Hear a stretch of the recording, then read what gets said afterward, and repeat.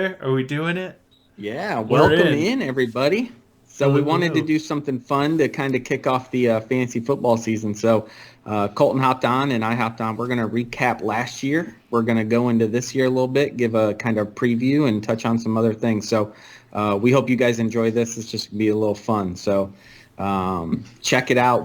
Cole, if you want to go ahead and go through, let's look at last year, how we finished up, just so everybody knows maybe that wasn't in the league, or if you didn't finish in the top and you want to forget, we'll recap real quick. Yeah, we've got. Do you want to start at the bottom and work to the top, or do you want to start top down? Oh, God. Yeah, I mean, I don't know. I'm excited about this year where we're going to be playing those teams that don't make the playoffs are going to play for spots 1, 2, 3, 4. So I think that's going to be awesome. But really, it was pretty much the toilet bowl. Those four teams were pretty rough. It was a bad matchup, but at least they were competitive matchups, or at least the mine was. I lost, but mine was a competitive matchup. Our championship game was over most of the week, if I Yeah. remember correctly, and Adam almost doubled up the score. Recline almost doubled up Manbeck's score on that one too. That's a rough Yeah. way to end it. I think if you click on it, he had some big ones. I mean, I remember the quarterbacks both Oh, doing awful. it won't let me. Um, and it was like, man, I can't believe I believe both quarterbacks scored under 10 points, but Klein had like Mike Evans go crazy for almost 50 and a couple other things. So it was just one of those things where Manbeck kind of got steamrolled on a couple hot players. Hey, it happens. It Somehow the does. third place game, if we remember, and me and Ryan before this were just recapping this, ended in the exact same score tie. Yeah. Unheard of stuff. Yeah, Lake's still mad that he got fucked out of $100, and he blames Damar Hamlin. So Well, he could take it up with Hamlin. Hamlin's out there running around. He can go out there and try and take him on one. I told him if he wants to make his money back, just bet on comeback player of the year. You know what I mean? It's a lock. It's guaranteed cash. I saw that. Do you really think that's the lock? The lock is him. It has to be. It has to. The dude was What if we dead. don't know? What if we don't know who it is yet? A different story. Was he dead, or is this even really Damar Hamlin? I'm not actually. I don't believe that. That's just one of my favorite conspiracy theories. Body swatch. The Body body switch. they swapped him out because it would have been too heartbreaking for the NFL to have a dead body on the field for real, for real. Yep. Oh gosh, fifth place. Fifth place was a .1 point game, which is another amazing score. So between the third place and the fifth place, to have those go with less than a point is wild. Goodzers took the lead there. He won by .1 over RPG to take the fifth place spot. Yeah, it definitely was a year of haves and haves not. There was a lot of buyers before the trade deadline, and there were a lot of sellers. So it created quite a bit of teams, and I think that speaks to how crazy the draft board is. Besides being the most active league ever, there's a lot of movement on that draft board. So Yeah, we're gonna take a look at that here in a second for sure. There's names all over the board. So fifth place was Goodzers. He won by .1. Scro though won the Turd Bowl. You got the first yeah, pick because of winning the Turd Bowl, right? Isn't that how that all worked out? yeah, yep. So he's got that number one pick, and then when we talk about keepers, he decided to go no keeper. So no keeper value. He's gonna just draft from the 1-1, and we'll kind of see how that plays out for him. That's an interesting strategy. I definitely have some notes on that in a second. So it was Skrill won that. I came in second. Ryan ended up third, winning the second place spot down there in the Turd Bowl, and Kevin was fourth. So that is really working from there down how we got our draft order this year. Yep. All right, you want to review some keepers, winners, and Let's do risks? it. Let's look at it. All right, so we've got, if we go to the board, we've got Scro first. And Scro, like you said, decided to not take any keepers at all. Very last minute, too, it seemed like. Yeah, I'm good with it. I don't think there was a ton of value. I mean, I saw Hawkinson there in the eighth. I think that could have been a good one. Um, but I mean, I don't know. I didn't see a ton of love there. So, hey, if you want to keep your picks and see how the board falls, I'm good for it. Yeah, it's definitely respectable. He some of the names I jotted down, he did have a McKinnon, Montgomery, and obviously he had Harris slotted in that 1-1 like all off season long, which was an interesting thought. Made the mocks super interesting for weeks and months. Also Hawkinson and Lockett, but having that 1-1 is super powerful this year. There's a handful of guys in the water that are very, very, very good. Yeah, and I think that's going to be that interesting part going into next year too, where those last four teams, even though you're out, you're really fighting for that 1-1 because even with all these keepers, there's some really good guys at the top of that board, plus whatever rookies come in. I doubt Marvin Harrison Jr. goes 1-1, but when your board's already filled up, people are going to take shots at that guy early. So yeah, for sure. I'll click on it here so everybody can see the entire draft board for Score. He's got every single one of his picks, as well as picking up a 9th rounder there. Second is myself. We'll click on it here. I did keep all 3 of my keeper slots. I went with Pollard in the 6th, Kupp in the 3rd, and Fields in the 9th. I feel okay Pollard's about a steal. Pollard feels good. Good. Kupp in the 3rd feels good. If he was able to run full speed, I'd feel better about it. And then swapped around for Fields last minute here. Felt like I got a little bit of value back, and it's always fun to trade with Goodsers. So the last 2 weeks, this quarterback room kind of got really choppy. There aren't too many quarterbacks left. I think going to the 6-point TD scared some people. So wherever they could grab value at quarterback, people did. So it'll be interesting to see how the draft board falls once they start coming out. Yeah, lots of red already on the board, which is rare usually. Who do we got at 3? That's me.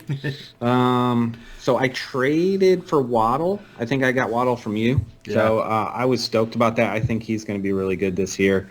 And then Ridley I had picked up last year with the plans of keeping him. I think he's super talented. I know he's 29, but I think he's going to – he went top 2 rounds just a couple years ago. He was in the top 2 rounds. So I think he's going to be great. My big decision was between Walker, and then I could have done Dotson in the 14th. And I was really locked into Dotson, but every time I mocked, I could not get a running back to save my life. So I went with Walker. I'm going to take the risk at running back, and I'm just going to kind of see what happens.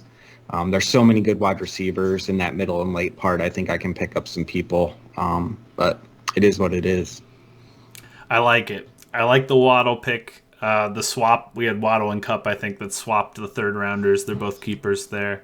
But, like you said, the Walker pick will be the interesting one to see how that turns out for you, right? It could be a winner. It's not really a loser. It's good value either way. Yeah, in the 7th, I'm not worried about it. Not too bad at all. Kevin is up in the 4th slot. What do you think of who Kevin kept? I think that's an awesome board. You get Wilson in the 8th for the next however many years. That's comparable to that Chase pick that Klein's had for a while. And honestly, I think Olave is better than Wilson. So if you get him just a round or 2 ahead of him, you're good. I have names highlighted on my notes over here, and Kevin is the only one where all 3 of his keepers are highlighted in green for me. Yeah. I think it's one hell of a keeper set, and we're going to talk about him again here in a second when we talk about who has good picks and things left over as well. Yeah, and low risk. Besides Hurts, who could get hurt. Those 2 guys, they could be locked in for a long time. For sure. We've got RPG keeping Debo, Pat Mahomes, and Amon-Ra St. Brown, 4, 4, and a 5. What are we thinking? That's the only one that raised my eyebrows. I'm not a big Debo guy to begin with. Plus, it hurt the value. I can't remember what one of those picks, but I think Amon-Ra and Debo were both 5s. So one of them got bumped to the 4th because he didn't have a 5th-round pick. I don't remember who else was on his roster that I loved. But at the end of the day, when you look at Mahomes, St. Brown, and Debo all in the 4th round or later, that's a pretty nice little start. Yeah, that's a win if you can get these guys on your team for the price that he got them. Mahomes I had highlighted here.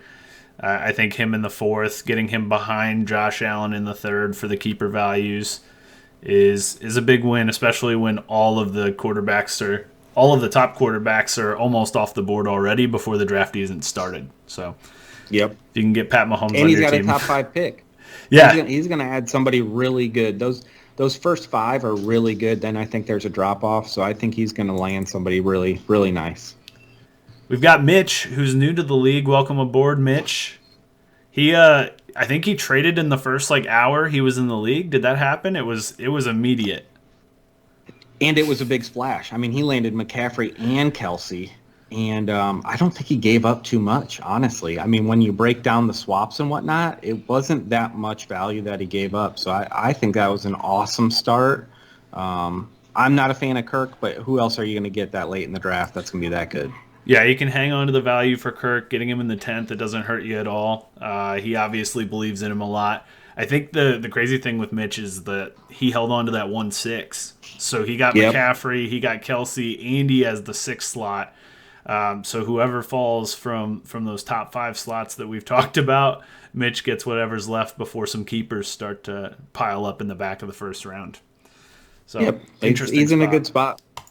We've got Manbeck. I have some notes here. Old Man Henry is kept in the 1 slot. I did a little statistical analysis today with Maurice Jones-Drew and Derrick Henry, and if you look at their stats, and when Maurice Jones-Drew dropped off because of injury, it's a scary year. I just don't know. It feels like the same thing to me. I'm having flashbacks. That was one of my early fantasy years, and I drafted him thinking he was going to be a stud. Yeah, I don't know. I've been hating on Derrick Henry for 3 seasons in a row, saying he's going to fall apart because he gets too many touches. And every year I look like an idiot. So I'm going to continue to stay away from him. There you go. I was like, don't stop Manbeck now. had You'll the be wrong. most changes. Yeah, he had the most changes with his keepers.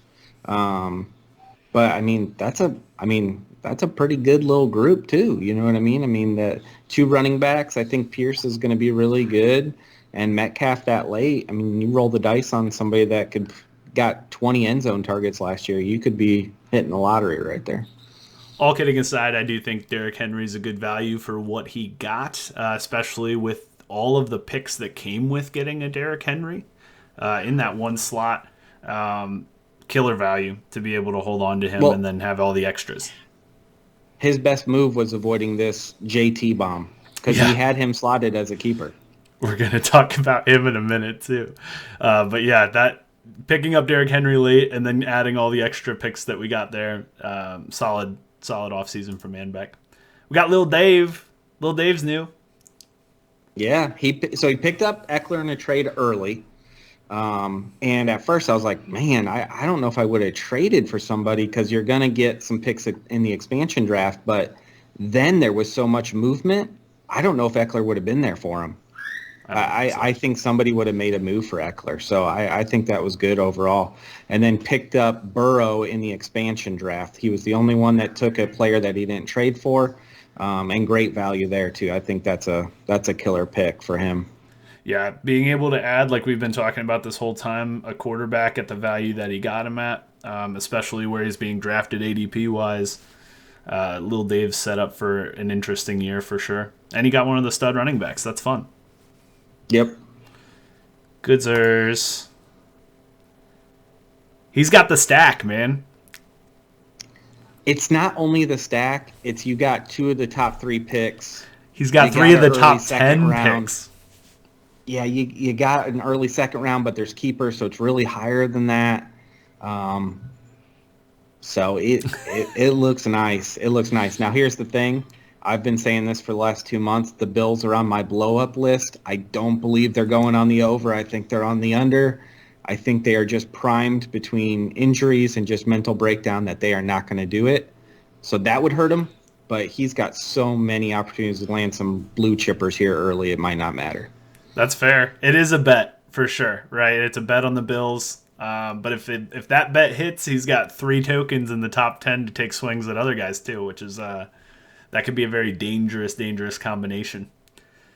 He's the leader in the clubhouse, right? I mean, he's got to be starting off. Oh, you think so? Yeah, I think so. 3 top 10 picks in those three. So I have it written out down here, but I did have Goodzers as my second. I have Kevin as my first.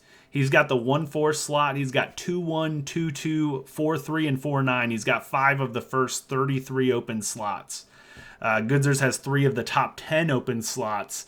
Andy has the Allen Diggs stack. But with Kevin, he has Olave, Wilson, and Hurts as well. So Yeah. the keeper value that Kevin's got there with those picks pushed me that way. But both of these guys are very, very dangerous right now. It'll be interesting to see what happens for I'm kind of scared. We got Klein. What's here? We do. There's been a lot of comments here. So, hey, man, I'm down for taking the risk. I like going after JT. I think he should have got more back for taking JT than give. Yeah. But hey, it's not my team, so I don't care. The chase value just continues to ring true. That's just amazing. I don't get the Williams pick. I mean, you're gone 6-7 games, and he played okay last year. I don't know. He's holding the chips and waiting to see what happens. Whether he may be holding Williams until Williams is in the XFL, but he will hold on to him because I think that's what Klein's trying to do here. On my notes, it says Klein is in trouble. It's all caps. I said, yeah, but all caps. He just won. He did. He just won. He won, and I guess maybe this is the cost of winning. It did look better before that JT trade. Like you said, it's interesting that he gave up as many picks while taking on the risk. But Beck must have pushed a hard bargain there. One interesting thing, and obviously you can see it here for Klein, is he doesn't actually have a draft pick until the 9th round. And then he only has 6 picks total with an 11th, a 12th, 2 13ths, and a 14th. So after this comes out, maybe there'll be some movement before the draft with some picks because he's going to need them, right? That's why he was asking about when you can pick up players and needed to know exactly how that was all going to work out. And next year, I mean, all of his keepers are going to be good values because everyone on his team's from the 9th round on, pretty much. You know what I mean? So I don't know. He could get lucky. He could catch fire, and it is what it is. Catch some good weeks. I would just assume he's probably going to load up on some young talent, try and sell some pieces off during the season, and look at 24, 25. He's the Arizona Cardinals. Oof. So he just cut the his question starting is, quarterback. when and where does Chase move, and how much does he get for him? That's the question of the year. Oh, you think he's... See, I think you could hold Chase for 2 or 3 seasons and still have great value as you build. I don't know. I think there's an But impatience call to this whole league. me. Yeah, I know. You have my number. Lake. We're up with Lake. I've got Jay Jetta underlined. Who doesn't love a good Jay Jetta? All right, man. 9th, or what is that, the 11th pick? 11th pick. Got to hold on to him. Keep him. Yeah, that's a win. He's got Jacobs in the 4th. I put few on that one because that worked out. Did it though? We don't know. It looks better than it did a week ago and a week before that, but yeah, it might not be. And Pickens, which I think is a sneaky 8th round slot, just to have a good guy be in the 8th round, and if it pays off, he could go higher. That's a great value if it pays off. I didn't like the Pickens. That's not for me. I think you probably could have got him around that range. Fair. And maybe gone another direction. But hey, it is what it is. He's also missing some picks. Got a ton of picks late, so he's going to be one of those guys scratching that lottery ticket, trying to build for next year too. So he went all in. I think he was in first place going into like week 14 or something like that. Lost on a last-minute touchdown. Lost the next week, by 1 score again. Fell to 3rd, and then knocked out of the playoffs. And that's it. That's your whole season. So it happens. It does. Welcome to fantasy football. We've got Adam. Adam taking that 12 spot. I have one note on Adam's team here. We'll go over his keepers real fast. He's got Barkley in the 1st, Hill in the 2nd, and Devonta Smith in the 8th. My note is that he had a really interesting keeper selection. He could have kept Chubb over Barkley in the exact same slot. And being in that 12 slot's very interesting because I know he had to have thought about that a lot. And if anything happens one way or the other, that's one of those things that you'll think about forever. Yeah, I like the people he ended up keeping because he had a couple different combinations earlier. He could have kept Hurts. I think he dealt Hurts to Kevin, if I'm not mistaken. So, I mean, he could have had a Devontae Hurts stack with Barkley or Chubb. But Hill in the second, I think, is an awesome pickup. I would have went Chubb too, but I'm a homer. And I had that second pick and traded out of it because I didn't think I was going to get Chubb. I wish I would have held on to it now and landed Chubb in the second pick. So it is what it is. It is what it is. We'll see what Goodsers does with both of those picks. So we've got best values of players that were not kept, people that were missed. I'll pull up the board here. I think I can get it up if we go like this. There we go. So here are the players that are on the board. Some of these guys are rookies, obviously, and others were players that just weren't kept. You can't tell what their cost was, so I just wrote down a couple. Do you have any that you thought were good values or think that people missed? I thought Dotson for sure. I think the dude's going to be a stud, and going in the 14th, kept in the 14th, I think was something I struggled with, but I think anybody could have looked at. Yeah, I had that one underlined. Dotson for a 14th. Didn't get swapped at some point, and I put, how did the wheeler dealer not sell him? Ryan somehow has every single pick in his original draft board here is not his own except for the Calvin Ridley keeper. And even the ones that are his own are traded back to him somehow that used to be his. How did the wheeler dealer not move a Dotson for a 14th is the question. Nobody knocked. I'm open for business. If I had a fourth slot, he would have been on my team. I had some honorable mentions. Christian Watson would have cost a 12th. I thought that was interesting. Yeah, that was you, right? That was me. That was a last second swap out too. When I got Fields and swapped him in there. Lockett would have cost a 13th, which I thought was interesting. He was that far down? Yeah, he got drafted in the 14th round last year. Wow. I know. That would have been a good one. I'm not a huge Lockett fan, but in the 13th, that's good. It's an interesting one. James Cook would have only cost a 9th. Yeah, I mean, that's where he's going to go, right? I mean, he might go in this. Miles Sanders would have cost a 9th. I don't believe in him, but yeah, that's fine. I mean, it's just little values. That's the only two value. running backs that I could see that would have even had slight value that could have got kept. But yeah, I don't see those people over anybody on the boards now, though. You know what I mean? No, I think that overall, I think everybody did a good job of finding the values that were there, and then there was a lot of moving pieces. I think I had Akers in the 9th too. Ooh. I just don't know what he's going to do. And that might be where those three guys kind of end up falling. You know, we're not sure with the board looking the way that it is. Obviously, a lot of different things can happen when it's all scattered out like that. But there's nobody on that list that should have jumped anybody that got kept here that I can see. And Hawkinson was an 8th, right? Yes, Hawkinson's the only tight end that I had down. That could have been something. But I think, wasn't that Skro? That was Skro. So Skro just decided to say, scrap it, let's get it clean. Probably can get Hawkinson whenever.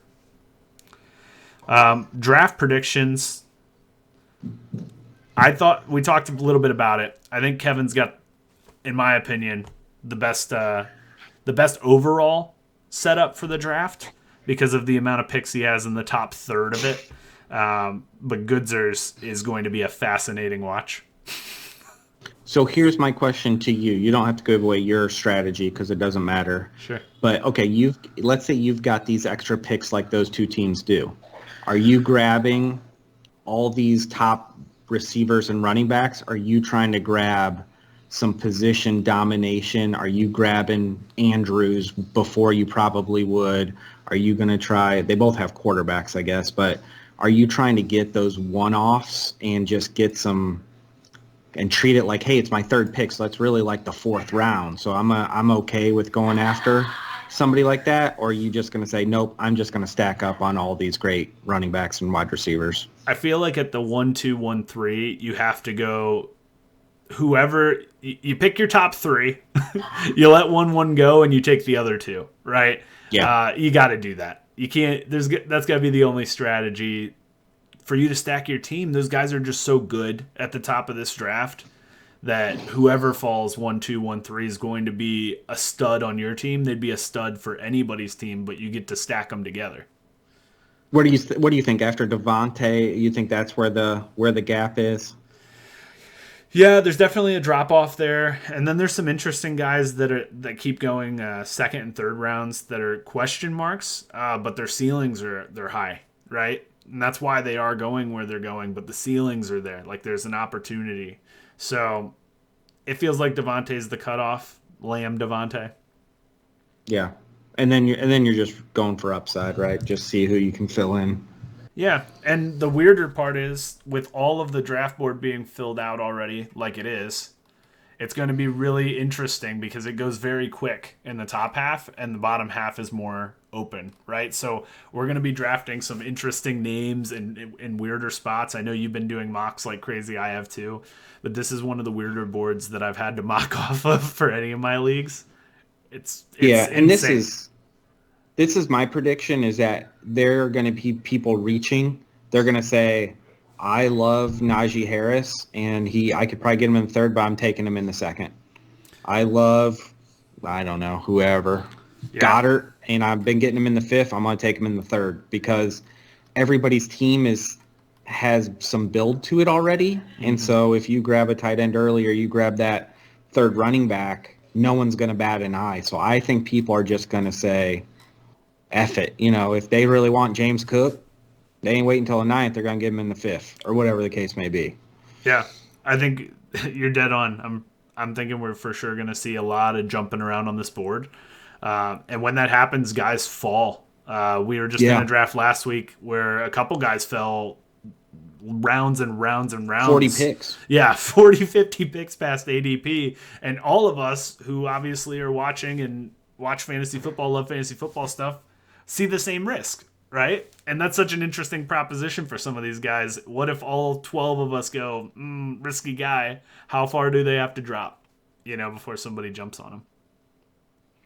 Well, I was telling somebody else this. I said, this is the sharpest league that I'm in for a measly $100. Like, everybody that's playing in this league is smart, pays attention to what's going on. They know the deal. You're not going to see somebody, take a defense in the 8th round or grab somebody stupid. So if they're falling, it's probably for a reason. And if there's somebody you like, you're probably going to have to go grab them.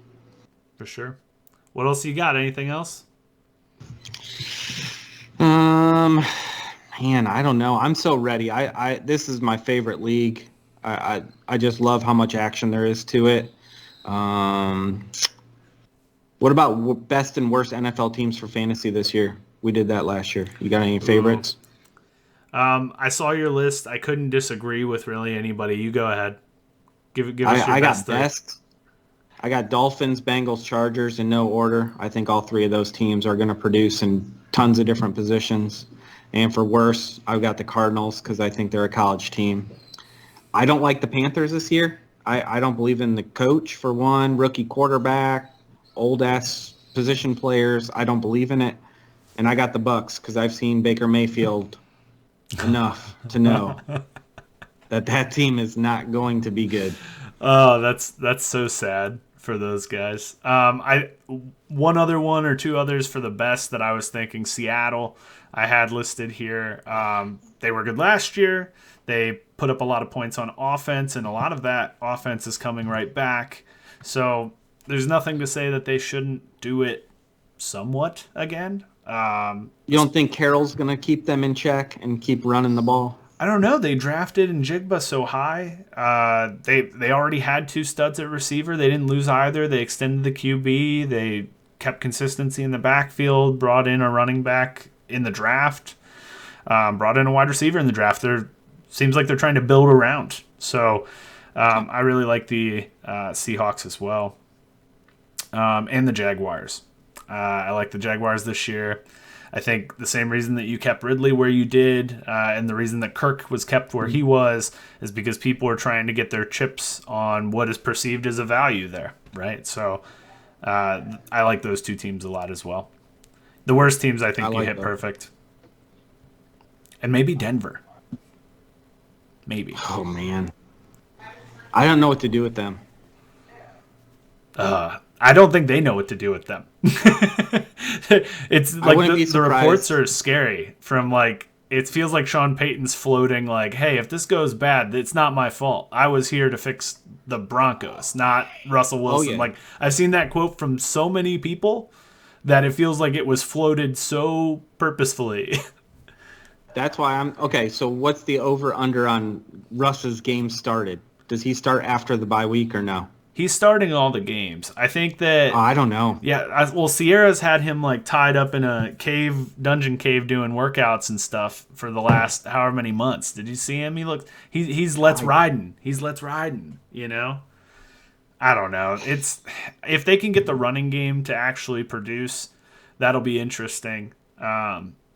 Everybody kind of jumped off board. I know there were injuries there, but Javonte Williams was like one of the names of the draft the last couple of years, right? I mean, I loved him. I wanted him, but he's going to be in that Barkley conversation. He's going to be tough year this year, getting back. Then next year he could be one of those under the radar kind of guys. Or he's just gone. Yeah. It's one of those. If anybody stuck with us, we're all the way here at the end. Start thinking of some rule changes, anything you want to see for the league. We'll get that together and vote on that. Usually we'll bring up some of the topics halfway through the league and then try to vote before the end of the year just so we can all kind of make plans for adjustments. I've got a couple things I've been working on, so I'm interested to see what everybody thinks of those. But it should be fun, man. 12-team league. We've only had that once before in this league, and that was a good season. I think we had 4 divisions, though. So this is the first time we got a 1-division 12-teamer. And if you win this thing, man, you fucking earned it because it's going to be tough. It's a gauntlet this year, but it'll be a blast. It's already been the most fun offseason I've had in any fantasy league in a long time. Yeah, there were trades in January. Yeah, January trade block. An extremely active chat in January and February, which is wild. So, best of luck, everybody. Good luck in the draft. I hope I beat your ass. Amen. See ya.